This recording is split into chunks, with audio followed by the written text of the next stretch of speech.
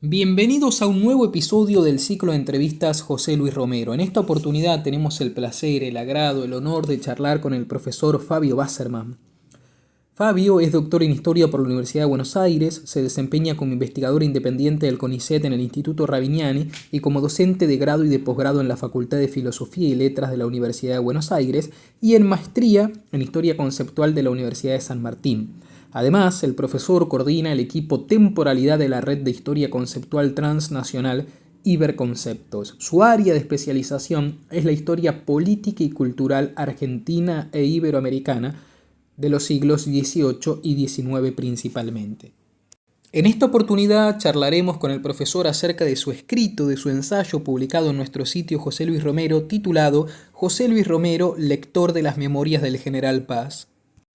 En esta entrevista, acerca del ensayo, el profesor enfatiza en la figura de Romero, en su carácter historiográfico, en cómo utiliza una prosa muy cuidada para retratar la figura trágica y singular del General Paz. Además, pasamos por diferentes aspectos ligados al labor historiográfico, como el interés de Romero por la psicología individual de determinados personajes, la identificación personal entre el historiador y su objeto de estudio, el rol del intelectual y el deber público.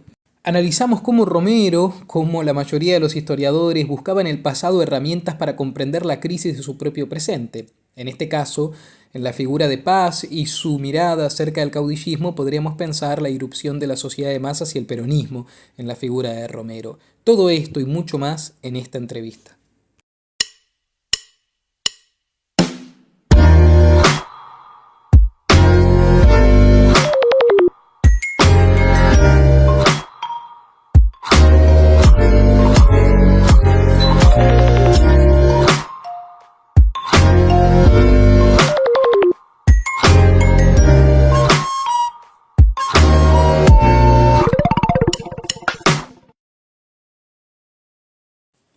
Bueno, ¿cómo están? Bienvenidos. Hoy estamos en un nuevo episodio del ciclo de entrevistas José Luis Romero. En esta oportunidad tenemos el agrado de charlar con el profesor Fabio Wasserman. Gracias, profe, por recibirnos, por aceptar la invitación. Gracias a ustedes.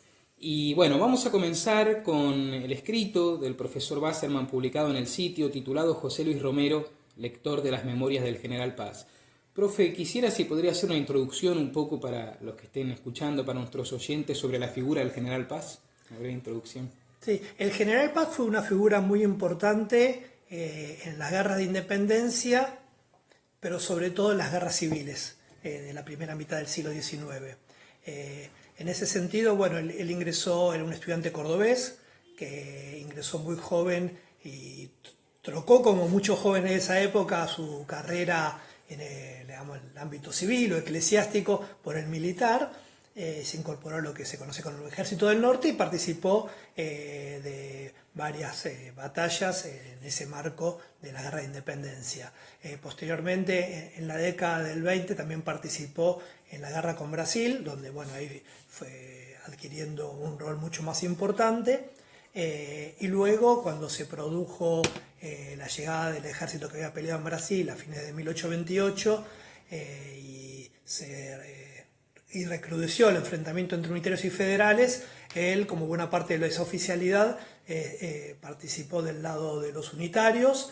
Es muy conocido Lavalle en Buenos Aires dio un golpe de estado, derrocó a Dorrego y lo fusiló. El General Paz fue hacia el interior, hacia su Córdoba, y desde ahí organizó una fuerza política militar de las provincias que buscaba enfrentarse con las fuerzas federales que estaban centradas sobre todo en el litoral. Y en ese marco hubo un episodio muy azaroso que ha sido interpretado muchas veces, por ejemplo en Facundo de Sarmiento, que es que en una situación de observación del ejército enemigo o de las fuerzas enemigas, en este caso el ejército, se expuso de más y fue boleado y capturado por una partida enemiga. Para ese entonces Paz era una figura en 1831, para ese entonces Paz era una figura muy importante, primero porque había logrado vencer a Facundo Quiroga en 2 batallas, ¿no? En Oncativo y La Tablada. Y eso había producido un cambio en las relaciones de fuerza entre unitarios y federales en las provincias del interior.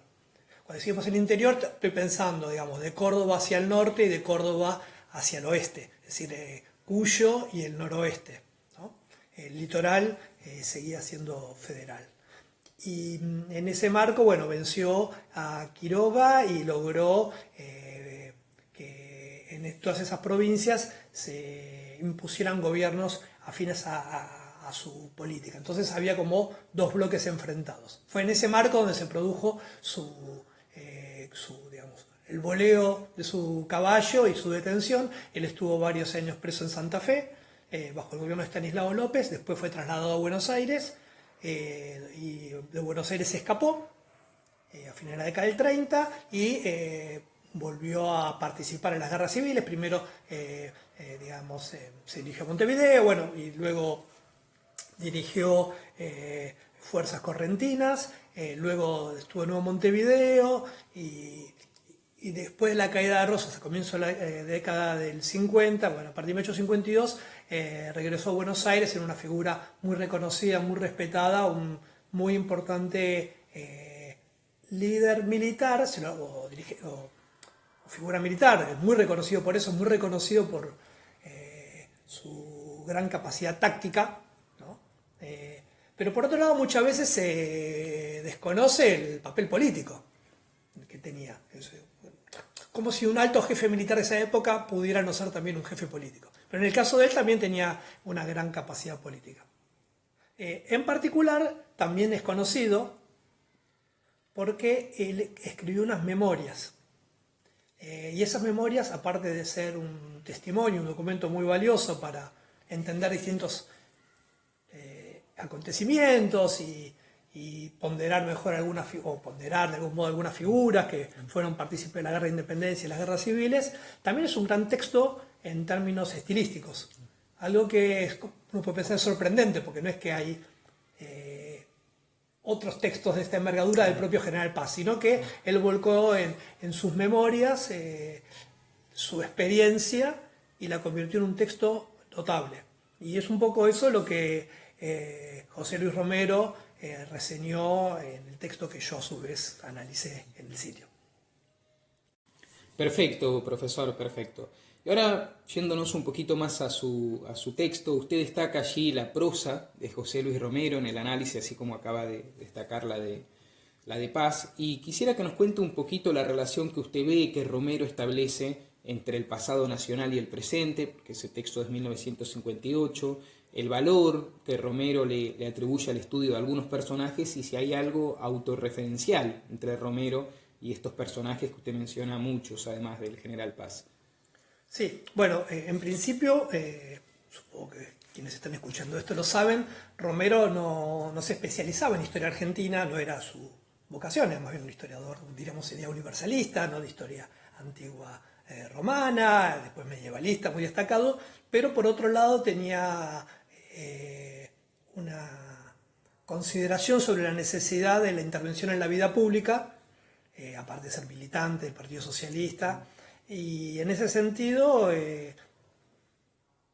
tenía una idea, me parece, como muy, muy fuerte de el vínculo entre historia y política, y que esto se ve, por ejemplo, en un texto muy conocido del de 1943 sobre Mitre Historiador, donde se ve esa doble faz del historiador y el político, y cómo la conciencia histórica también permite aguzar mejor la comprensión del presente en general y del presente político en particular. Entonces, primero hay que tener en cuenta eso, que no es que era un especialista en historia argentina, sin embargo, escribió uno de los textos clásicos de la historia política argentina, que es Las ideas políticas, ¿no? Y eso da cuenta también eso de esa doble condición que él veía, no sé si necesaria para todos los historiadores, pero que él la veía para él, ¿no? De esa intervención en la vida colectiva. Y el siglo XIX para él era importante porque lo era para la historiografía argentina, lo era para la forma en la que la sociedad argentina entendía su pasado y entiende. Entonces, el lugar de intervención era sobre todo ahí, ¿no? En que cómo entender ese momento largo o mediano plazo entre que va entre la ruptura del vínculo con España hasta la constitución del Estado Nacional y fundamentalmente el papel que le cupo a lo que uno puede decir el liberalismo en ese trayecto. Y ahí él recupera unas cuantas figuras, es muy interesante. Romero también tenía y esto se puede ver en el sitio con mucha facilidad, tenía mucho interés por la vida de las personas, por decir, por las biografías. Entender las biografías como, no solo como la trayectoria vital de un sujeto, sino como esa trayectoria permite plantear problemas históricos de mayor calado. Y en particular, obviamente, la gran figura para él, y es muy claro, es Sarmiento y Mitre. Son Sarmiento por su, digamos, versatilidad, por su talento literario, por haber aportado un intento de comprensión social de las causas de las guerras civiles, ¿no? Eso es algo que, para Romero era muy importante, obviamente, porque también fue uno de los quienes propiciaron el desarrollo de la historia social en Argentina, frente a la historia política más convencional, ¿no? De hechos. Episódica, factual. Meramente factual. Y por otro lado, Mitre, por esto que dije antes, no porque necesariamente compartiera su interpretación, sino que compartía esa vocación de historiador y hombre público a la vez. Entonces, hay alguna serie de figuras que son, no es que uno puede decir, Romero encontró esta figura a la que nadie le había prestado atención y él la ensalza por... No, son las figuras convencionales. Moreno, Sarmiento, Mitre y demás. Es interesante, por ejemplo, que no tiene trabajo sobre Alberdi, ¿no? Aunque es muy importante en el libro de las ideas políticas su figura. Pero también es interesante porque toma un texto como... que en ese momento no era muy reconocido Alberdi, que era el fragmento preliminar al estudio del derecho. Un texto de 1837, en el momento en el que Alberdi es cercano al régimen rosista y de hecho quiere de algún modo convertirse en una especie de asesor o guía de Rosas. Entonces es interesante porque Romero a su vez uno lo puede ver como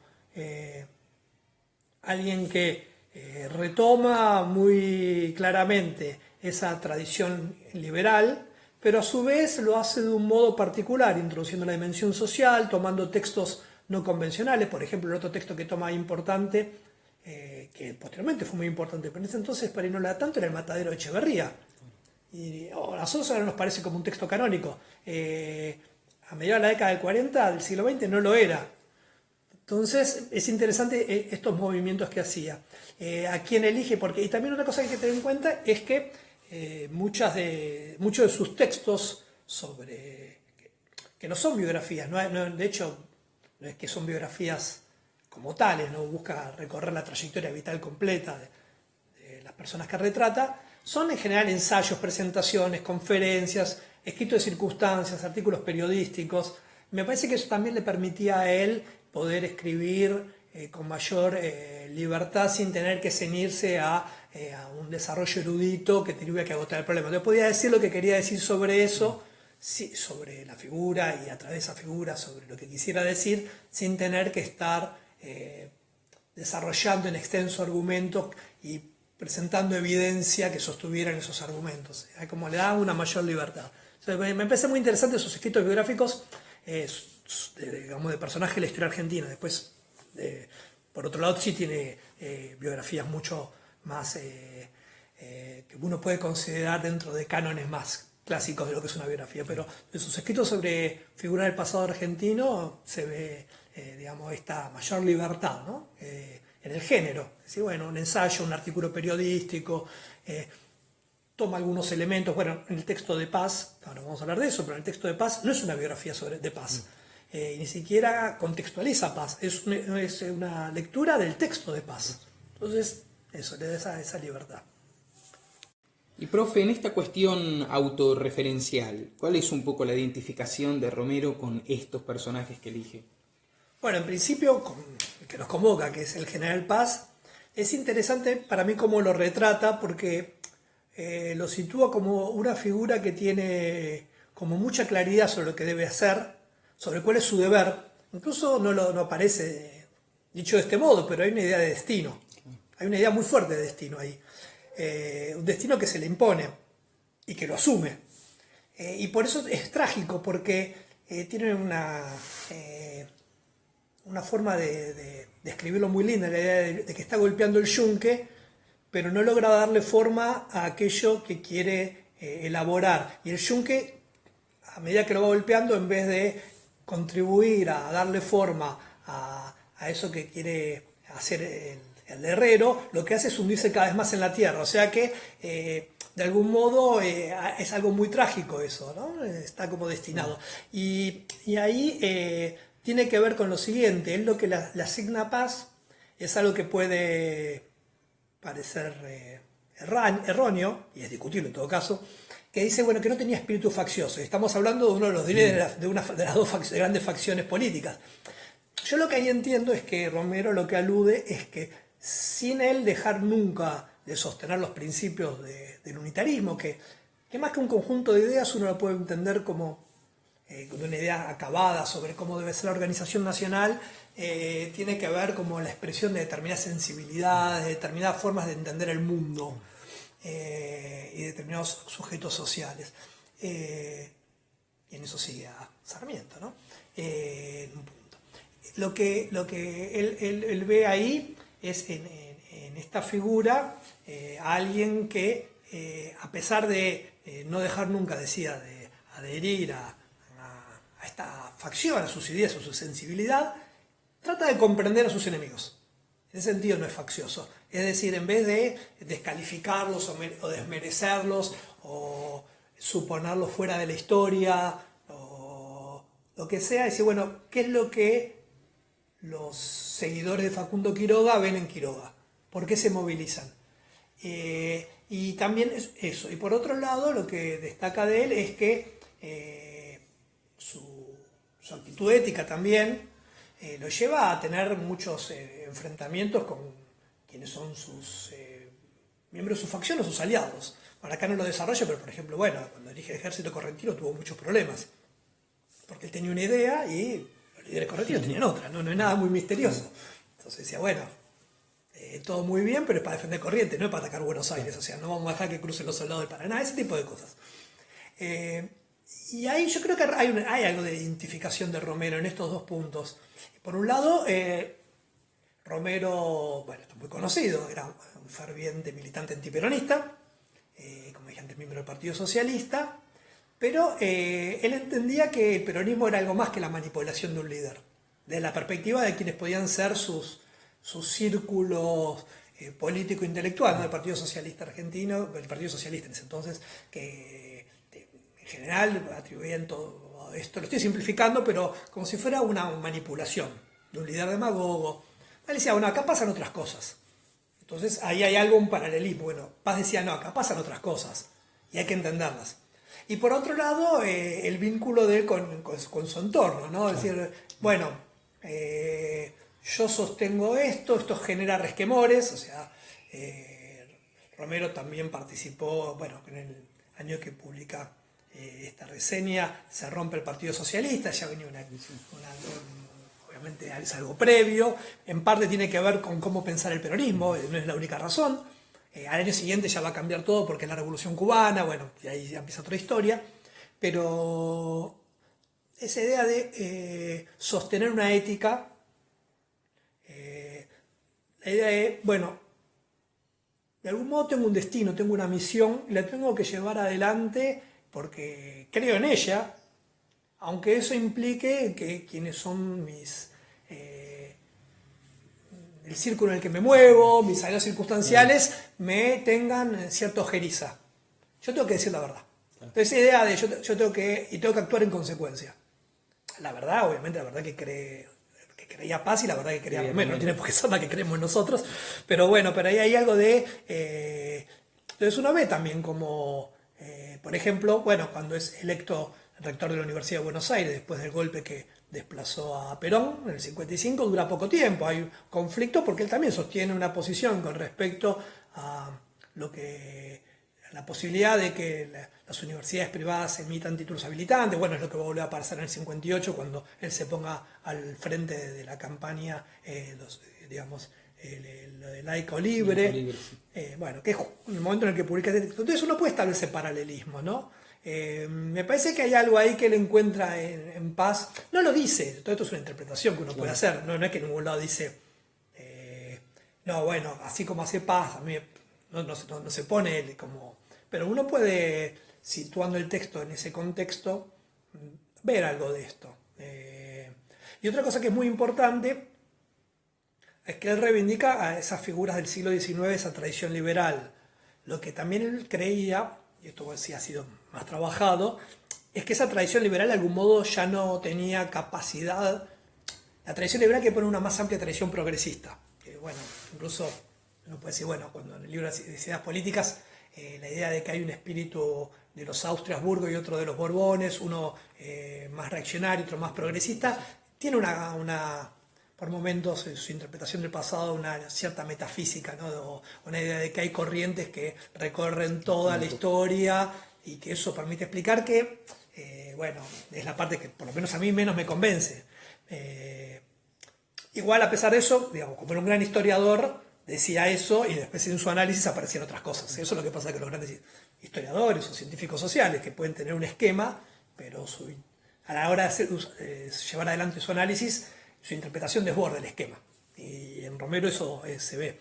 Pero en este caso, lo que dice, bueno, si en el siglo XIX la nación la construye el liberalismo, porque encarnaba la tradición progresista, de las ciudades contra la campaña, o ese tipo de cosas también que es muy sarmientino, en el siglo XX, eso en una sociedad de masas, esa tradición liberal ya no alcanza, entonces es una tradición socialista. Entonces también hay una distancia, hay una recuperación y una toma de distancia. Por eso también se podía mover en círculos, digamos, donde coexistían liberales, figuras de izquierda, socialistas, comunistas, porque también había una idea bastante parecida en ese sentido, que todo esto, bueno, primero con el peronismo y después con el proceso de radicalización política en la década del 60, se va a reconfigurar de otras maneras, pero uno podía encontrar ahí ese universo progresista, liberal, socialista, que era muy característico de la vida cultural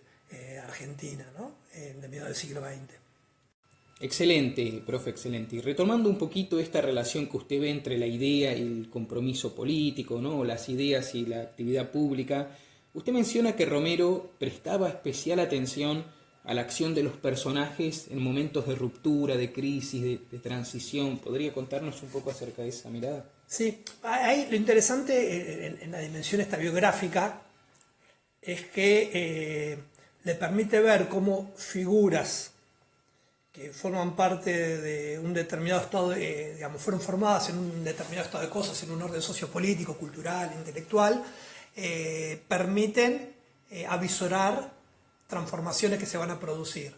Por ejemplo, él tiene un texto muy corto sobre Moreno, donde aparece esto, ¿no? Dice, bueno, estuvo 6 meses, pero esos 6 meses, ¿qué 6 meses? Uno podría decir, en el gobierno de la primera junta como secretario. En el sentido de que, sin que terminaran de cobrar forma en los escritos que produjo en esos 6 meses en su accionar, uno podía ver muchas de las tendencias que vendrían en el futuro. Siendo Moreno un hombre de su época. O sea, a mí me parece interesante eso. Y las crisis lo que permiten es eso precisamente, o permiten. Las crisis son esos momentos en los que ciertas cuestiones que estaban anudadas de algún modo, en términos sociales, políticos, institucionales, culturales, todo está relacionado, ¿no?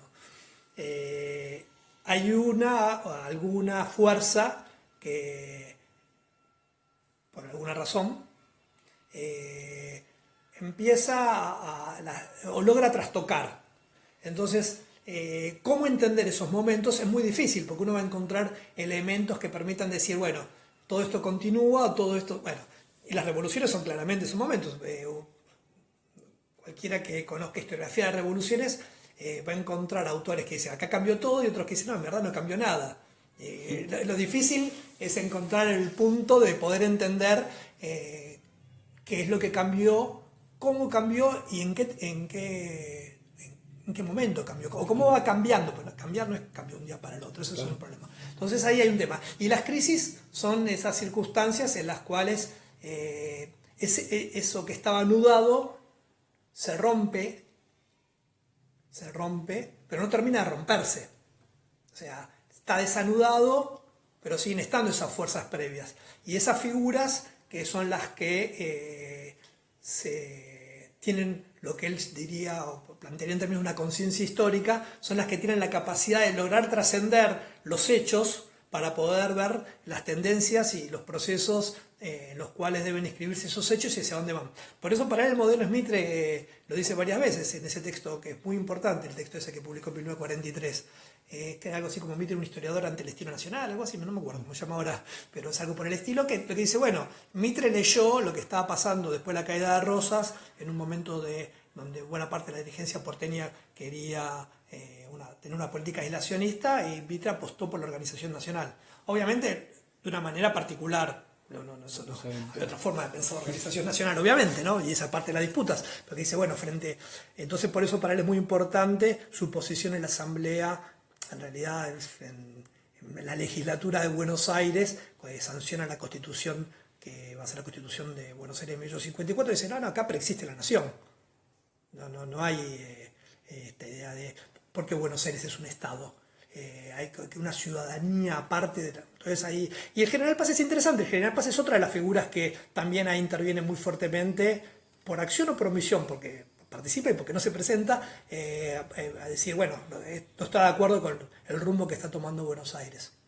Entonces Romero me parece que lo que plantea es que, bueno, hay estos momentos de crisis es donde lo que uno podría, siguiendo sus términos, caracteriza como una conciencia histórica, permite ver más allá de la espuma, de la superficie de las cosas, y ver hacia dónde se puede ir. Con algo muy importante, y esto está, bueno, en el texto que escribió sobre otra figura, sobre Vicente Fidel López, del siglo XIX, otra figura del siglo XIX.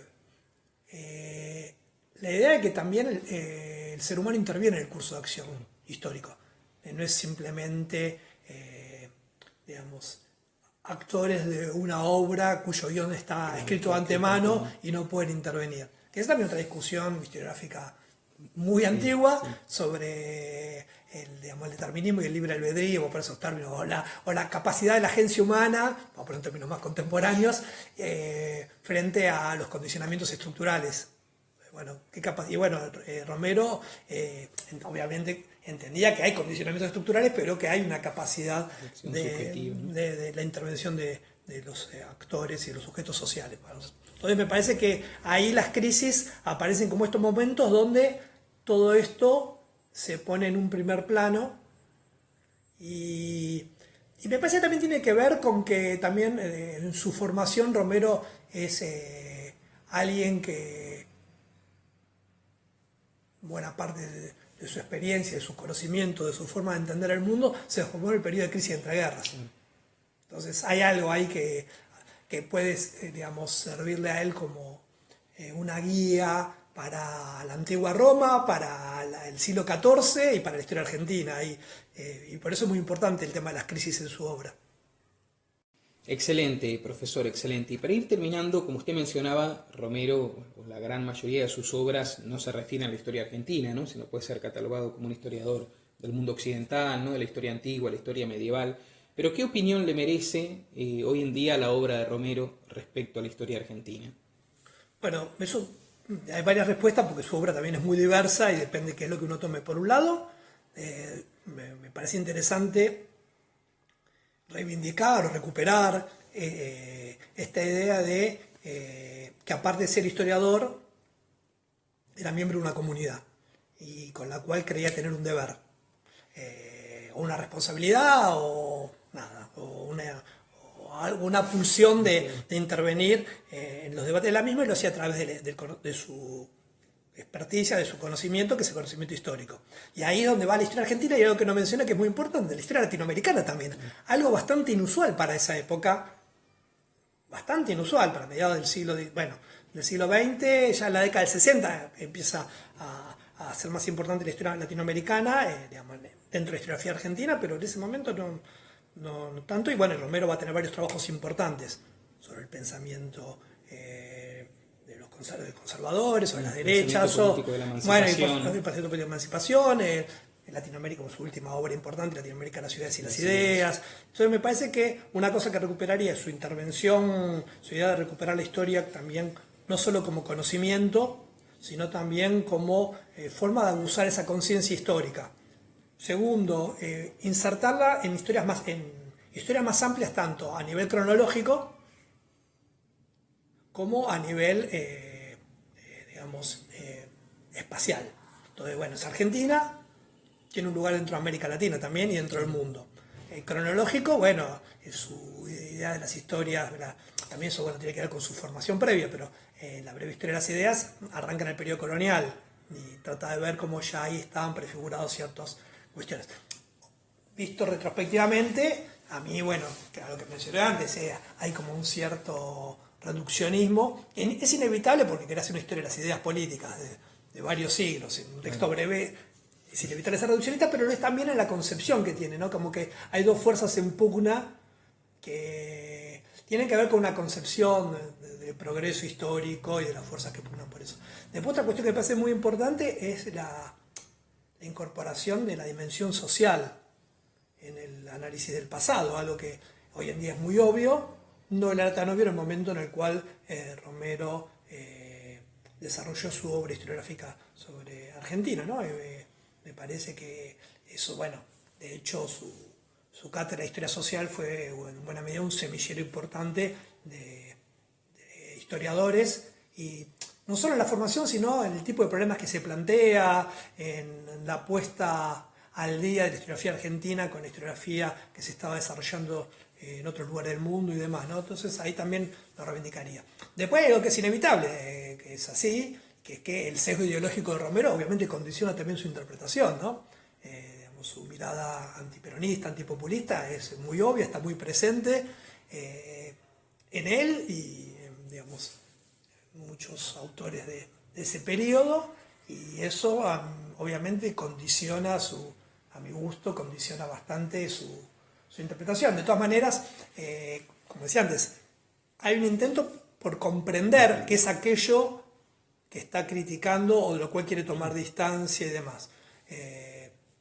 Ahí me imagino que va a haber una especie de disputa interna entre el ideólogo y el que intenta conocer para comprender. O a veces, a mí me pasa que, y algo de esto aparece en el texto sobre el General Paz, que es que puede ser una cierta condescendencia, en el sentido de, bueno, estos sujetos sociales que no tienen conocimiento, no tienen capacidades, actúan hay que comprenderlos. Claro. Se puede ser hay momentos en que lo es, o sea, como algo entre condescendiente, compasivo, o la confianza en que la educación y la transformación por vías institucionales va a permitir. Entonces hay cosas o hay formas de aproximarse al pasado y al presente de Romero de las cuales yo, digamos, no me siento cercano, ni cómodo, ni partícipe. Sin dejar de reconocer, bueno, por supuesto, por lo que estoy conversando, que era un gran historiador. Yo creo que el gran historiador, en el sentido no tanto de lo relativo a la erudición, sino en los problemas que se planteaba. A mí eso es muy importante. ¿Qué problemas se planteaba? Y dónde buscaba las respuestas a esos problemas. Entonces, Argentina sufrió a fines del siglo XIX una transformación fenomenal. ¿Dónde hay que verla? Entonces ahí forja esa categoría de la Argentina aluvial. Bueno, hay una historia previa al peronismo ahí. ¿Qué pasa con esas transformaciones? Todo esto de un modo que a su vez hay que decirlo es limitado, porque él no se dedicó a desarrollar en extenso el estudio de la historia argentina. Por eso tiene esa dimensión que lo hace interesante de intervención en la vida pública, sin la sobrecarga erudita. De hecho, sus libros clásicos, o sea, se usó y se usa, me imagino todavía, en las escuelas, porque organiza, o sea, y para mí eso también es muy importante. Tiene un esquema que permite incorporar el análisis de distintos hechos y acontecimientos, procesos. Por otro lado, visto de la historiografía que se formó en la Argentina posterior a la década del 80, queda como un esquema pobre, muy simplificado. Entonces, bueno, nada, como todos los hacemos historiadores, hay que entenderlo a Romero en el contexto en que escribió Romero, con su carga ideológica, con sus herramientas de análisis, en este caso, con su propia trayectoria individual, y sería, podría poner estos términos, no podría hacerse una historia de la historiografía argentina que no tenga a Romero como uno de sus centros de gravedad. Bueno, me parece que, dicho eso, habla bastante del lugar que ocupa Romero en la historiografía argentina, ¿no? Incluso para criticarlo, ¿no? Bueno, pero ocupa el centro de gravedad. De algún modo, lo que pasó con Mitre 80 o 80 años antes. Claro. Uno obviamente no puede tomar a Mitre como sus interpretaciones, como una guía para la comprensión del proceso revolucionario, pero es inevitable considerarlo como uno de los artífices de la forma en la cual los argentinos comprendemos el pasado. Y Romero, uno lo ve en la discusión pública y demás, la gente por ahí lo dice sin saberlo, no sabe que viene de Romero, muchas de las cosas que dice. Eso, así como no sabe muchas veces mucha gente que opina cosas y no sabe que viene de Mitre. Pero bueno, también hay algo ahí que me parece que es relevante, es cómo logra trascender el círculo, digamos, académico, letrado, intelectual, y llega por distintas vías a distintos públicos.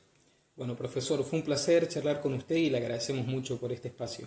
Bueno, muchas gracias por la invitación.